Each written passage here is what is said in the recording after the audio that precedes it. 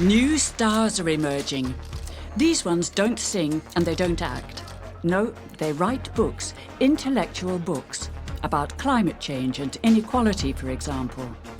French economist Thomas Piketty and Canadian activist Naomi Klein are stars who are conquering the world with their ideas. Wealth is about power. All over the world, they're inspiring and mobilizing millions of people because they identify major problems and the solutions in their books. But also because they are permanently travelling the world, lobbying politicians and giving hundreds of television interviews, which are then shared countless times on social media. Backlight followed them on tour. Is this the new politics? And if so, are these our new politicians? The very idea that you would be confronted with a planetary crisis and want there to be an action that you as a lone individual could do to impact the planet is actually kind of crazy. Yeah, because that's of course you can't do it alone. You need to do it in massive groups of people.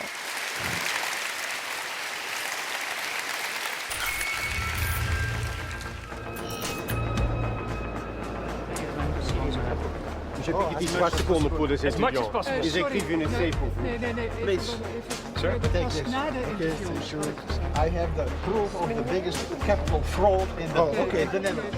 Our national politicians often seem powerless, but famous intellectuals like Thomas Piketty revive our hopes that we can actually tackle the big problems.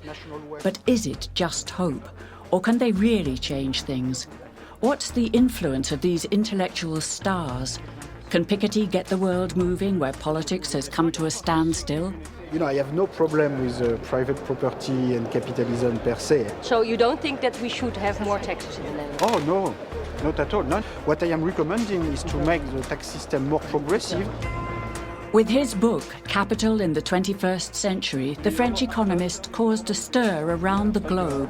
Drawing on historical research, he demonstrates that wealth inequality has risen sharply since the 1980s. Dit stond vanochtend op de voorpagina van de Volkskrant. Hij heeft een baanbrekend boek geschreven. Waar ik zei, iedereen had een gut feeling van er is ongelijkheid en die wordt steeds groter. En hij heeft daar de cijfers onder gegeven. En hij heeft de voorzet gegeven voor de politiek. En je voelt het in de samenleving, je voelt dat mensen die onrechtvaardigheid voelen. En het is nu aan politici om ervoor te zorgen dat de ideeën die er nu zijn en de samenleving die er klaar voor is om dat om te zetten in politieke daden. How do you feel about Dutch political parties put you in a left-wing position?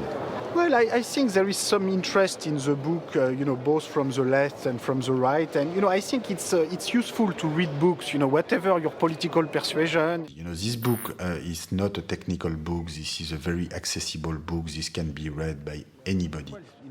I believe in the power of language, the power of ideas, the power of books. That's never sufficient, but that's often a condition for political change. I believe in that this can have an influence, but at the same one has to be modest. Are we doing it completely wrong here, Monsieur Piketty? Oh, no, I'm not thinking. You're a kind of rock star now, but it looks like you unleashed a movement. Yes, well, it's a bit early to say, the kind of influence, this book will have. It takes a very long time for ideas and books to have a political influence. But I think ultimately, I believe in the power of ideas, the power of books, and I think this can contribute to make a difference. You don't need the money. Yeah, no, I don't really. I have enough money, to pay for my rent, to bring my children in vacation. So what you earn with the book, you happily give away. Yeah, I don't, my own. According to Piketty, there's no need to raise income taxes. But if we don't start levying wealth taxes, the gap between the rich and the rest of us will become unbridgeable. His book is translated into 28 languages, and the Netherlands is only one of the many stops on his book tour, a stop which includes a lecture for the Parliamentary Finance Committee. I can only objectively observe that your book has stirred quite some debate in this country, and that's where I want to leave it as chairman of this meeting. And the questions and political weight, I leave that to the members of Parliament. Let me first offer you a copy of this book. Thank you. And I am very honored to be here. Let me apologize for the fact that my English sounds a lot like French, and I'm sorry about this. I do what I can. To me, the fact that the book is now out in the Netherlands, it came out in Germany a few weeks ago, in Italy, it will come out in Spain, in China, in Korea, will come out in Japan in a few weeks. Of course, it's very important. This book is really a book about the history of income and wealth distribution. And so what I do primarily in this book is to put together a lot of historical evidence that had never been collected before and that we were able to collect with several dozen scholars from over 20 countries. And so you can see a big decline in inequality in the first part of the century and then a big increase in inequality in the recent decades. So as you can see, this is quite spectacular. So in the 1950s, 1960s, there was this belief in the so-called Kuznets curve, which was the view that, in advanced stages of development, you have a natural decline of inequality and a stabilization at a lower level. Well, as you can see, in the recent decades, we've had this very big increase, which has completely reversed the evolution. And I think now most people believe that this has contributed not only to the stagnation of median incomes in the US during this time period, but probably also this has contributed to the rise of household debt. And this has contributed to make the financial system more fragile in the years coming to the crisis of 2007, 2008. So this is a serious issue. So, this all depends on the institutions and the policies that we choose. Thanks a lot. I talk a lot about democracy and making Europe more democratic, but ultimately democracy begins with the democratization of knowledge, and this is what I am trying to contribute to with this book. I think democracy depends on all of us. Politicians very often they just do what dominant opinion is asking them to do, or what they feel the dominant opinion is asking them to do. So what matters is to change the dominant opinion, and democracy is more than just election, and it's more than just voting. It depends on what we do in our life, it depends on demonstration, it depends on very different forms of political action, and primarily it depends on access to knowledge and access to information. And I think what the success of my book is showing is that there is a strong demand for economic knowledge, and people don't want to leave economic issues to economists and statisticians, and these issues are too important to be left to other people. The next day, we meet Piketty in a 17th century canal house in Amsterdam, where the Dutch socialist Domela Nieuwenhuis was born in the 19th century. What's the state of inequality in the Netherlands today, in the 21st century? Yeah, right now in the Netherlands, about 60% of the wealth belongs to the top 10% wealth holders. It's a lot, but it used to be even more. It was, over 90% for the top 10%. So the bottom line is that the wealth inequality has always been very large. It is a bit less extreme today than it used to be a century ago. But, the extension of the middle class seems to have stopped in the recent decades. And now the share going to the top tends to return in the direction that we had in the past. And at the end of the day, what really matters is that the different groups in society, the rich, the middle, the poor, must rise at rates that are sort of comparable. It's okay to have rich, poor, middle, but if the rich are rising 3 or 4 times faster than the average, which apparently is what's happening in the Netherlands, just like in other European countries, then in the long run, this can be, of course, a serious problem. How does that compare to the 17th century? Well, in the 17th century, the rich didn't have to escape because, they were controlling the government so well that, there was not much to fear in terms of taxation and from the government. So today, the problem is that they are able to escape and, in effect, to put national governments in competition with one another.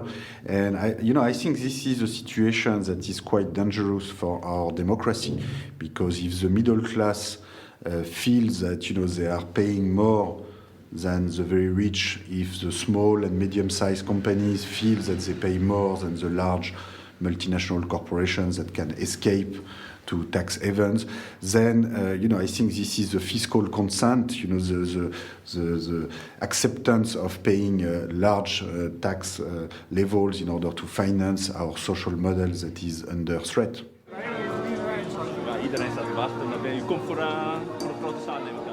That same evening, in Pop Temple Paradiso, Piketty has a book presentation which has been sold out for weeks. 8:30. In the same dressing room where the Rolling Stones and Lady Gaga got ready to go on stage, the French economist prepares for an interview with journalist Joris Luijendijk in front of a capacity crowd. So, but you should have some wine. I mean, she said she bought a special bottle, yeah. Do Piketty's fans think that his proposed global wealth tax will become a reality? Nou, het boek bestaat uit zijn onderzoek, dus de feiten dat hij heeft gevonden en ook een mogelijke oplossing dat hij brengt. En ik denk dat de oplossingen, misschien kunnen gewoon mensen zeggen, nou, dat vinden we niet goed of niet realistisch. Maar ik denk dat de feiten blijven. Dat is een beetje de centrale these van Piketty, dat het vermogen zich heel erg concentreert. Dat mensen in bredere zin het gevoel hebben dat macht zich concentreert op duistere plaatsen, in de zin van niet democratisch controleerbare plaatsen. En dat we een soort gepiepeld worden, om het maar even populistisch te zeggen. Alsjeblieft. Dank u wel. Goedenavond. En de andere kant. Het is een beetje te veel, het hele gedoe. Het begint een beetje op een circus te lijken. Hij is veilig. Hij is ook een econoom, hij is ook middelklaas. Hij is white. Hij is safe. Hij is niet radicaal. Dus je kan hem makkelijk omarmen, dat denk ik. I come up and then I will wait. Yeah, as long as they don't see you, and then when I call you on the stage, I come. Yeah.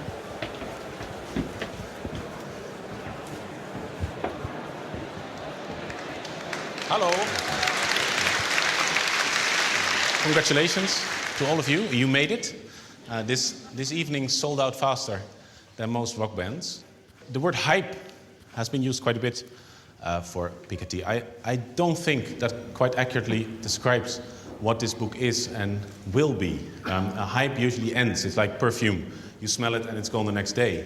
I think this is something quite different, and it also is part of a much wider movement across Europe. I will try to conduct a conversation that is both interesting for those of you who have read the book and also for those who only pretend to have read the book. Just give an ecstatic applause.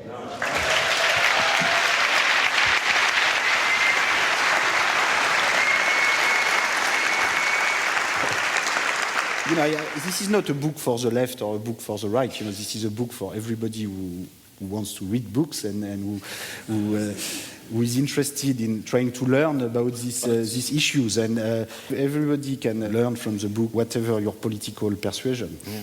But then on page 574, you said social scientists must make stands. Yes, but they must make stands like every citizen. It's not like the whoever lives at the Élysée Palace. Social scientists must take stand because it's too easy just to be outside observers, and so this is why at the end of the book I try to draw conclusion for the future, and I try to take a stand on the kind of policies that could make a difference. And I don't ask people to agree with my conclusion. Ultimately, the objective of the book is to help people to draw their own conclusion and to write their own part 4.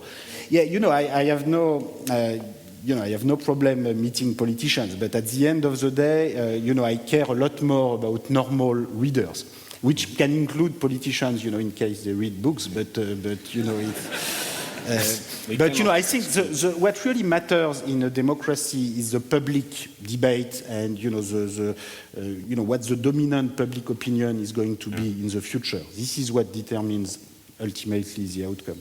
Well, let me thank you very much. Hello. Nice to see you. I think we are in a pretty dangerous situation. I'm not that very optimistic as you. Okay. Well, I try to be optimistic, of course. Ja, ik vond hem heel interessant in de zin dat hij gewoon echt weigert om politieke standpunten in te nemen. Okay. Het is na Huntington, The Clash of Civilizations en Fukuyama, de End of History, is dit gewoon het derde boek na de val van de muur. Waar het Westen echt helemaal van trilt.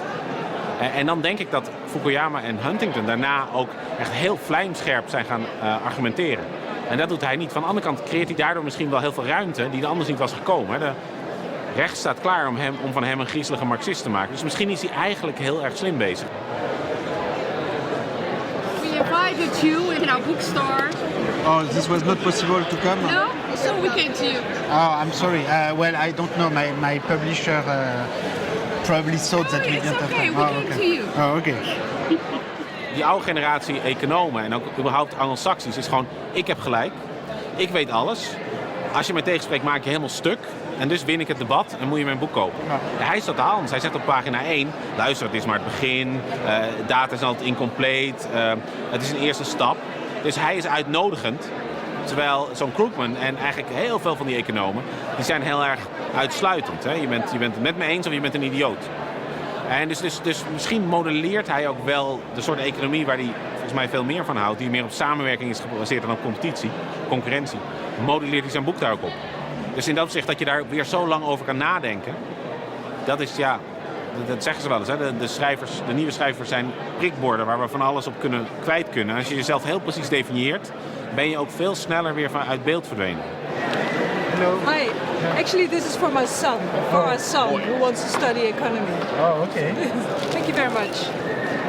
Linkse mensen hebben eindelijk weer een held. En iemand die gewoon iets kan brengen wat rechts niet direct van tafel kan slaan. Dus er hoeft ook een soort paniek bij rechts. En grijpen naar argumenten wat ze kunnen vinden. Het werkt niet. Is dit het begin van een soort keerpunt waarbij dat neoliberalisme, wat eigenlijk al 6 jaar als een zombie sinds 2008 doordreunt, eindelijk zijn genadeklap kan gaan krijgen? Mr. Piketty, I also have a copy of the wish list. Which was, okay. Yeah, I refer to that. I work for the magazine. Oh, so I hope I didn't seem... I mean, I like magazine, but I think official statistical institutes should also do their job to produce that kind of data. Yes, exactly. Well, we think so too. What he is tracking is the failed promise of neoliberalism, that by liberating capital, it would benefit everybody in the trickle down, and he is showing that quite the opposite is true. That it has benefited the elites that funded this ideological revolution and opened up this chasm of inequality. This is something that people already knew, but having that data has been empowering. And the argument I'm making is that precisely because this system is failing us already, we have a chance of changing it in time to avert climate change. If it were working fine, I would be hopeless too. I don't think you can change an economic system that is working well for everybody because of a problem that is perceived as abstract and far off. Canadian activist Naomi Klein stops in the Netherlands and Belgium on her global tour, which is even more hectic than Piketty's. Welcome in Belgium.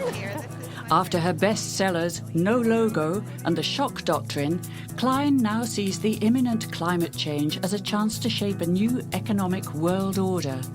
Her new book, This Changes Everything, is a hit around the world.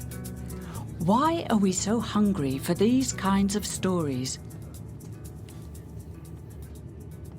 When you're writing about challenging topics, emotional topics, existential topics like this one, you need to be in rooms filled with other people to talk about it. It's actually that people want not to feel alone. Mm-hmm. And it's a funny thing about our culture that we don't really have political spaces anymore. I think in another era, people went to political meetings a lot, right? But now we kind of need the excuse of the authors in town. So in a way, I feel like I'm just the excuse for people to get in the room together.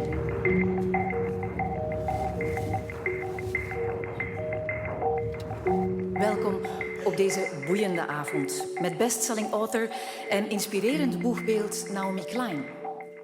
In haar meest recente boek, No Time, Verander nu voor het klimaat alles verandert, doorprikt mevrouw Klein dan weer de mythes rond het klimaatdebat. Ze zegt daarin, klimaatverandering is niet zomaar een ramp. Het is eigenlijk tegelijkertijd ook meteen onze beste kans om een betere wereld te bouwen en te eisen. Dat impliceert wel dat we alles anders zullen moeten doen dan we gewoon zijn, zegt ze nog. En de meeste mensen zijn wel voor verandering, zolang u verandert, die ander of de buren. En zolang er misschien een handleiding bestaat die zegt dat het pijnloos zal zijn en dat het ook instant kan gebeuren. Naomi Klein.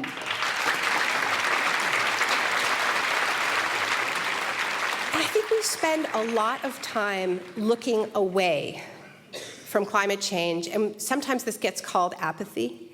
I don't believe it. I don't believe we are indifferent about the future of our planet and the future for our kids. I don't think it's possible to be indifferent about something like that. I think it's possible to be so terrified that we look away. And I think we exert a tremendous amount of emotional energy just stuffing this away and even not thinking about it because it is so difficult. And I think part of the reason why we look away is not because we can't handle the reality, but because we don't see a path forward. So if we can use this twin crisis of an economic system that is failing and a planetary system that is calling out to us, we might just have a chance. I don't see a point of writing books like this if there's no movement to use them, to pick them up. When I'm writing, it requires a huge amount of isolation. But then once the book is done, then I'm basically in a campaign mode. I mean, so it's two modes, right? When I'm writing, I'm a writer. And when the book is out, it is this kind of campaign of how do you get an idea into this incredibly supersaturated culture. That, I think, is like any kind of political campaign.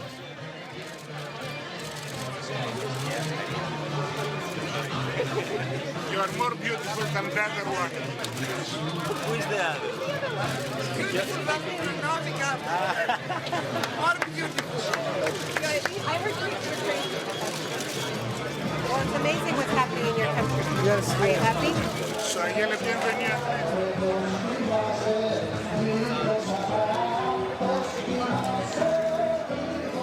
But moments of great stress, moments of crisis, are moments when we're tested. And there are different ways that we can respond to these tests. We have an economic system that defines success as economic growth. And when it is not in economic growth, that's a crisis. And anything is acceptable in the name of getting back to growth, including sacrificing the stability of the planet. This factory is important not just to Greece. It's known in resistance movements around the world. This is an example that must be known, that must be disseminated, which is why we wanted to have this event here and to draw the media here, because the media in Greece isn't doing its job in letting people know that alternatives do exist. Instead, they're just repeating over and over and over again the mantra that there is no alternative. I joked when I was in Athens that Margaret Thatcher is alive and well and living in Greece and working for the mainstream media. You have countries like Greece being told that their only way out of economic crisis is to drill for oil and gas in the Aegean and Ionian Seas, which is tremendously high risk for an economy that is built on tourism and fishing. I think it calls for a real rethink of how we've approached the problem so far, and that's what I'm trying to do with the book, is sort of challenge the dominant model that we've heard, which has sort of divorced climate change from all these other issues, you know.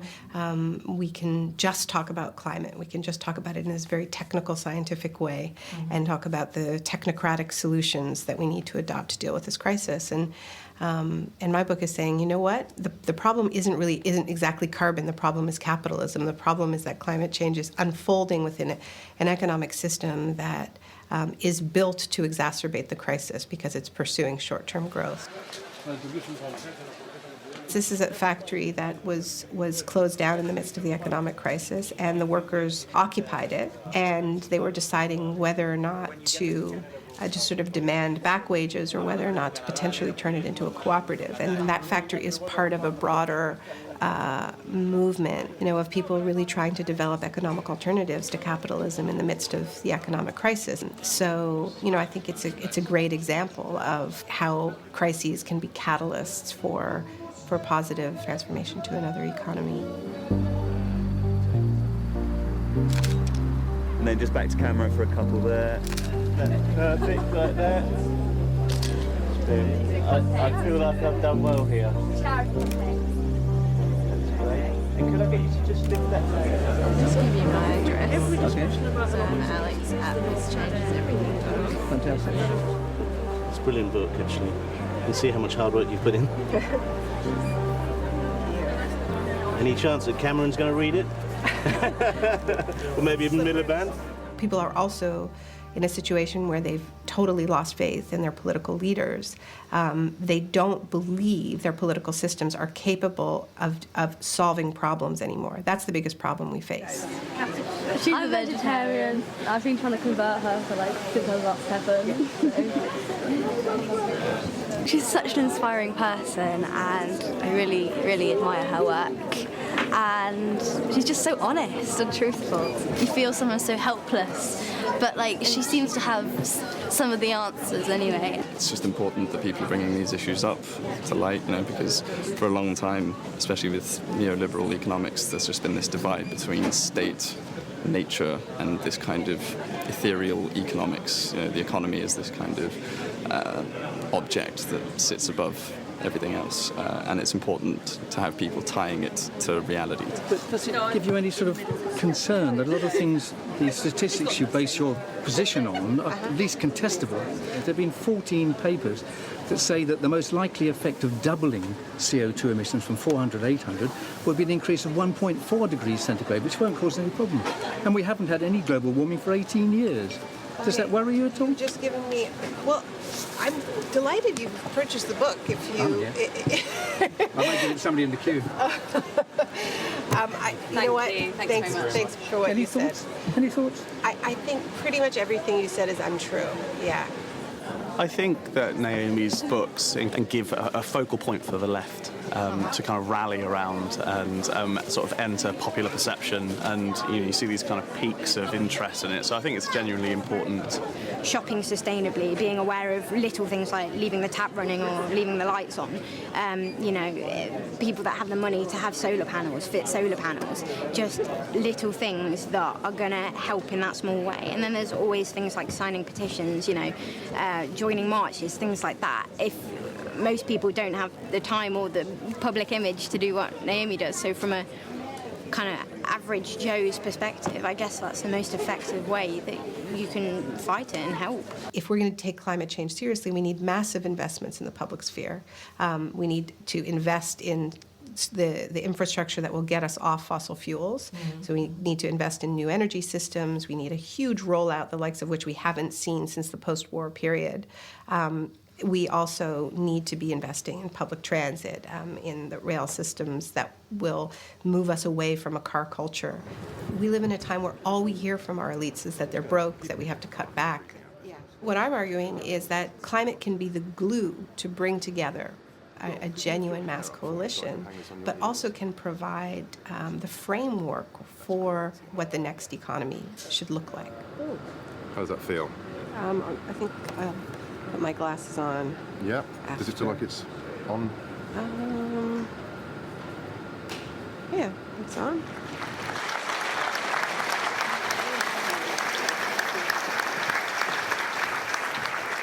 She's often described as a writer who is anti-globalization, anti-war, anti-capitalism. When I read her work, I find she's one of the most pro people I've ever met in writing.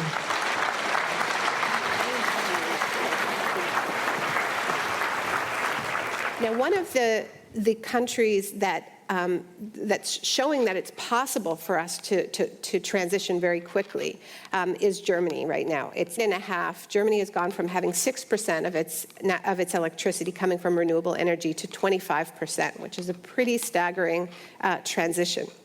In order to take part in this transition, hundreds of cities and towns in Germany have voted or decided to take back control over their energy grids from the private companies that had purchased them in the 1990s. And they have done this because the private companies are not interested in participating in the energy transition as quickly as voters want to. Local initiatives can inspire others when made more widely known, according to Klein, like this network of people in Germany providing 26,000 people with clean energy without any state subsidy. Wir haben hier so eine ganz klassische Finanzierung aufgestellt mit 80% Fremdmitteln, 20% Eigenkapital. Damals hatten wir ja noch D-Mark-Zeiten, das waren so ungefähr 20 Millionen D-Mark, die wir hier investiert haben, die ersten Anlagen. Und dann die Eigenmittel, das sind dann halt 4 Millionen D-Mark gewesen. Und da sind 3/4 hier vor Ort aus Wiemersdorf gekommen. Und 1/4 haben wir dann noch mal ein bisschen weiter, den Kreis ein bisschen weitergezogen. Und ein paar Leute mit dran beteiligt, ja, die überwiegend schon mal irgendwo mit Windkraft zu tun hatten, aber die ein bisschen weiter weg herkamen und haben so das notwendige Eigenkapital insgesamt aufgefüllt dazu. These success stories are essential for Klein's campaign. They incite people to take action, and in doing so, they increase the chances of real change. Since the book release, an impact producer has been working to implement Klein's message by bringing various climate-related groups together. All right, be in touch, okay?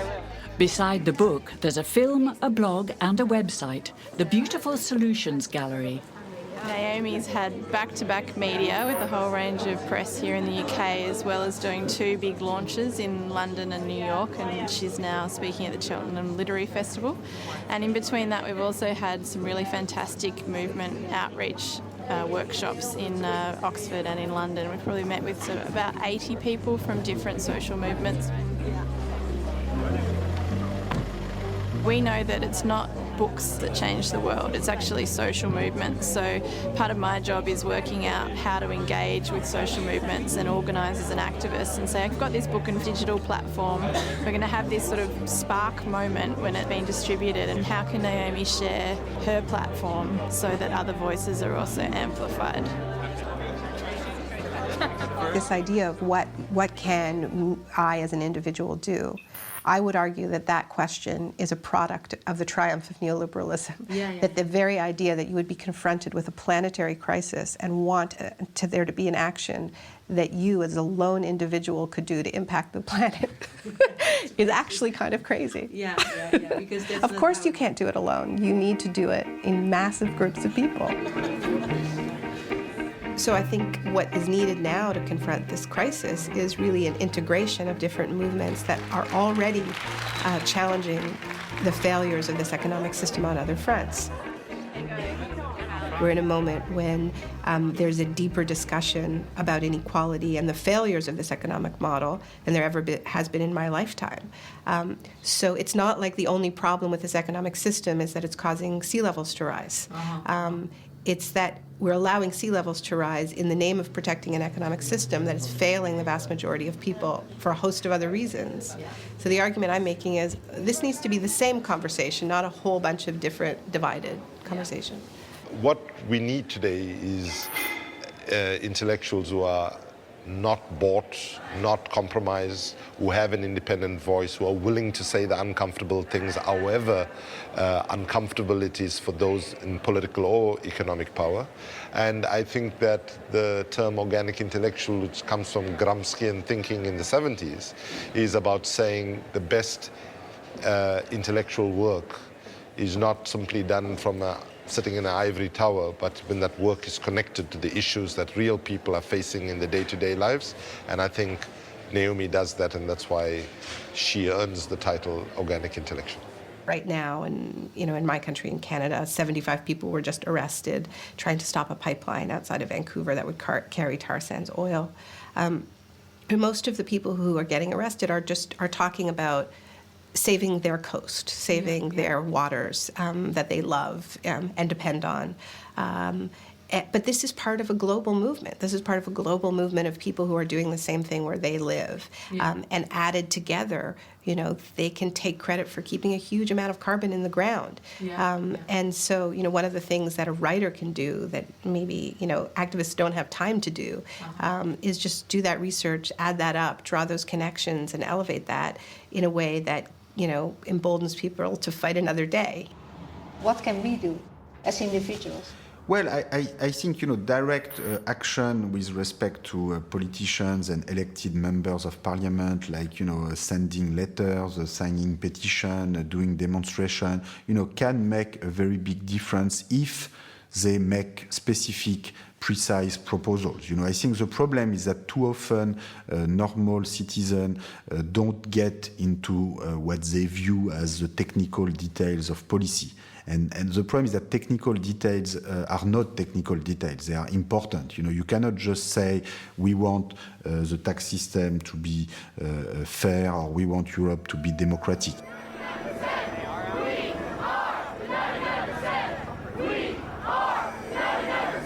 And we have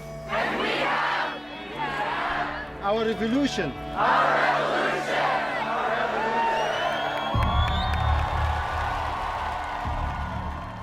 Is that why Occupy didn't work? I think that's partly why Occupy didn't work, and also, you know, I think, you know, Occupy was a relatively small movement, you know, at the scale of the US. You know, I think it requires, you know, much broader segment of the population to try to influence our members of parliament and our politicians. But, you know, members of parliament and politicians, you know, they are not bad people, you know, they are just responding to incentives. You know, sometimes they are a bit lazy, you know, they just want to remain in power, and they are not very imaginative or very creative, but I think they respond to incentives.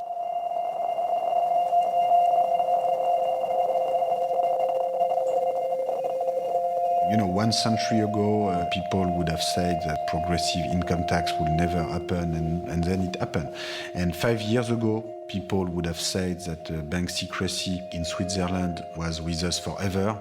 And then, you know, it just took a few US sanctions against Swiss banks for the Swiss government to change their law. So you cannot just ask politely to tax havens from stopping to be tax havens, or you can not ask just politely to those who benefit from financial opacity to stop doing so. You know, this is very naive approach. You know, you need tough sanctions. But our politicians seem difficult to budge sometimes, because it's not just the voters they listen to.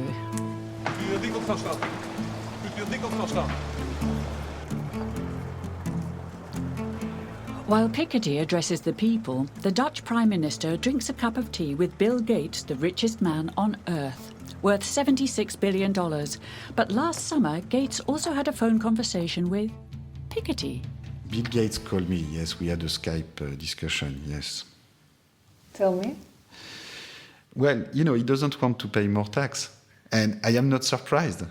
So what Bill Gates told me, you know, this was a very funny discussion. You know, he told me, okay, I like progressive taxation, but I want progressive taxation of consumption, not of wealth. Because, you know, if I don't consume a lot, then, you know, if I do useful things with my money, then I should not pay high tax.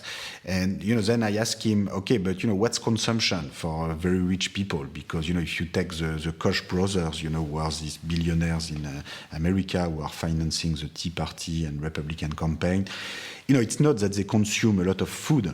You know, when you're very rich, you cannot spend your money just on food. So what you're consuming is, when you're very rich, is you're consuming politicians, you're consuming academics, you're consuming other people's time, and, you know, you're consuming power.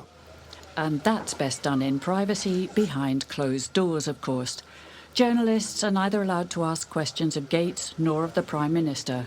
Only 5 photographers are allowed in to make a quick snap. You're visiting many countries now, Yeah. 5 countries in 5 days. Well, look, he's defending his interest, and billionaires in general, of course, they prefer to decide themselves what they want to finance. And, it's very nice, of course, to have the rest of the planet that come and talk to you and ask you, Mr. Bill Gates, could we have some of your support for our spending in health and education in Africa? And yes, okay, but is Bill Gates in the best position in the world on how to decide how to organize a health system or an education system? I'm not so sure.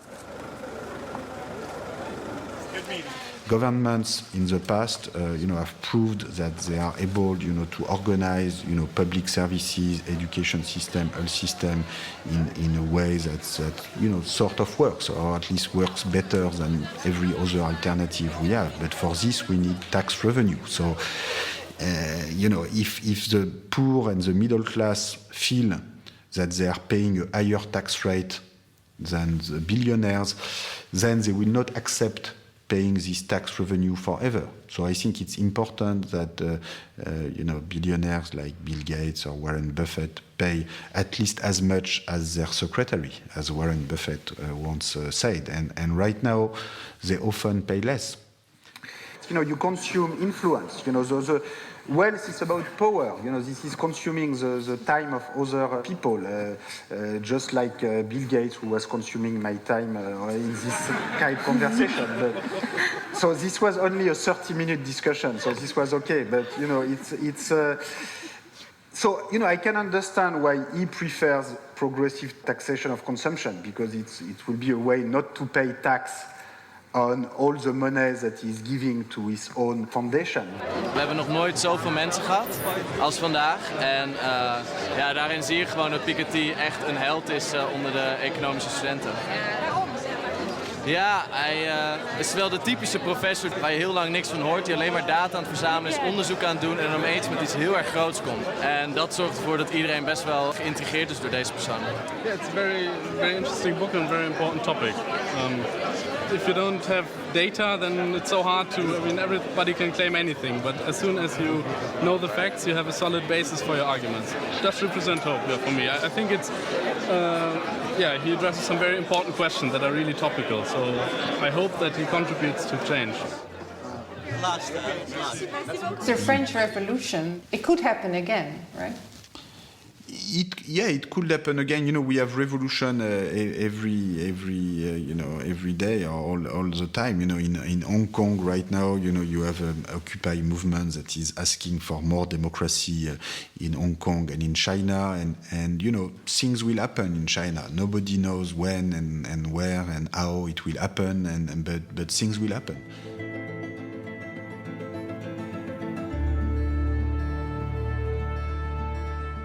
Can you imagine a revolution in Europe? Revolution. What is a revolution? Violence. What? Take violence. Taking the money from the rich. Throwing stones. Right, but whatever happens, what's really important is what happens the next day. So it's nice to have a revolution, but then how do you organize society the day after revolution? And that's the question that I am asking. And in the past we've had revolution with too little preparation of what policy we do next. So the Bolshevik Revolution, they wanted to abolish private property, but then how do you organize society after you have abolished private property? So I agree that violent social movement and revolution are sometimes necessary, but whatever and at the same time I think sometimes more peaceful evolutions can also work. But in any case, whether this comes from violent revolution or more peaceful evolution, we have to think of what we do the next day and how we organize society the next day. And it will be a mistake, to believe that we know what to do, that we know how to organize society, and all what we need, is a big violent clash to impose it. I think most of the time the problem is that we don't know what we want to do, and we don't know how we want to organize society. And so we need to think more and to think harder about this, before this can be implemented. That's where the road we're on is taking us. But that has less to do with carbon than it does with capitalism. But make no mistake, this changes everything. Against all odds, you did give me some hope. Oh, good. And I wanted to ask, because it's clearly about changing the system. I agree, violence is not a good option. Usually it takes time. I read very clearly there is no time. What can we do in the next 12 months, and what can our leaders do in the next 12 months to actually get to action? Here's the thing. Now we need to be cutting our emissions at a level that actually challenges the logic of economic growth. We can do it. We can do what scientists are telling us we need to do in wealthy countries, which is cut our emissions by 8 to 10% a year. But we can only do that within the context of a far more strategic economy than the kind we have now. We have to contract in certain areas, and we have to expand in low-carbon areas. But we can't have a model that is just pursuing growth at all costs. You know, the hold of neoliberalism is still pretty strong among our elites, as we know. But its hold over the public imagination has really eroded. Indeed, this ideology, this ideological project is in tatters, which is why there is such a tremendous appetite for talking about inequality, talking about the real record, now that we're not talking about theory, but talking about experience and practice. Nou, wat me zo opvalt is dat die moderne intellectuelen, of zo, als je ze zo wil noemen, meteen ook oproepen tot een soort activisme of zo. Je kunt je niet meer verschuilen voor wat ze zeggen. Dus ik kom hierheen met mijn vriendin, die zei net, dit wordt weer een avondje depressief worden. En dat is zo, want je gaat zo goed geïnformeerd worden dat je daarna wel iets moet doen en iets wil doen. En bij Piketty is dat precies hetzelfde. Wat hier zo ongelooflijk moeilijk aan is, dat je, wat ga je in godsnaam aan doen? Dus je leest No Logo en dan koop je een duurzame ecologische jas. En dan hoop je dat je je bijdrage hebt geleverd, maar hier weet je dat niet. En daarom loop je depressief de zaal uit en daarom moet je je wel gaan verdiepen en uiteindelijk eindig je dan als activist, dat kan niet anders. If you feel cynical about activism and social movements, and you think that change can only be something that happens, you know, through political parties and you know, and kind of in the halls of power, and you know that those systems are pretty corrupted and not working and really not up to a task like climate change, then you're going to feel pretty discouraged. So, you know, I think the reaction on this key point of whether or not you feel hopeless or hopeful is really about how you think the world can change. And right now what I find more broadly is people who have a theory of change that is based on elite power feel completely hopeless. And people who believe that change can actually happen from below are starting to feel hopeful again. If you knew that you would die today, you saw the face of God and love, would you change? Would you change?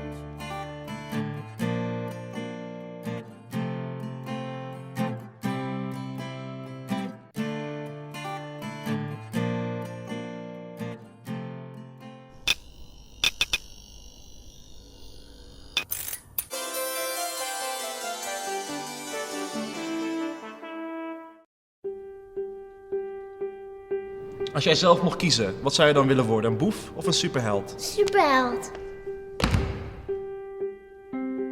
Waar is jouw haar? Goed zo. Ja, is dit een paard of een ezel? Ezel. Weet je wie ook zulk haar had, Jonas? Ja? Breivik had dat ook. Die jongens in Parijs hadden ook een muts, hè? Ja. Die lijkt wel... Kijk Missa. Die lijkt wel een beetje op die jongens. Ik zeg ook steeds van, dat is niet zo. Maar ze blijven het denken. Die meneer ging met pistolen, ging die jonge mensen op een zomerkamp doodschieten. De meeste boeven zijn Marokkanen. In Parijs en in Syrië. Het zijn allemaal Marokkanen en moslims. En jij ziet er ook wel een beetje uit als een boefje. Eerlijk. Ja. Die lijken allemaal een beetje op jou. Die hebben bruin haar, die hebben bruine ogen. Dus dan is het aan jou om dat tegen te spreken, toch? Ik wil dat je 5 keer sorry zegt. Sorry, sorry. Zeg papa maar na, ik. Nee. Nee. Afstand. Afstand. Van? Verschrikkelijke dingen. Verschrikkelijke dingen. Sorry, sorry, sorry. Sorry. Van. Iedereen. Met. Een. Muts. Vind je jezelf een boef? Ja. Waarom? Jij zegt dat.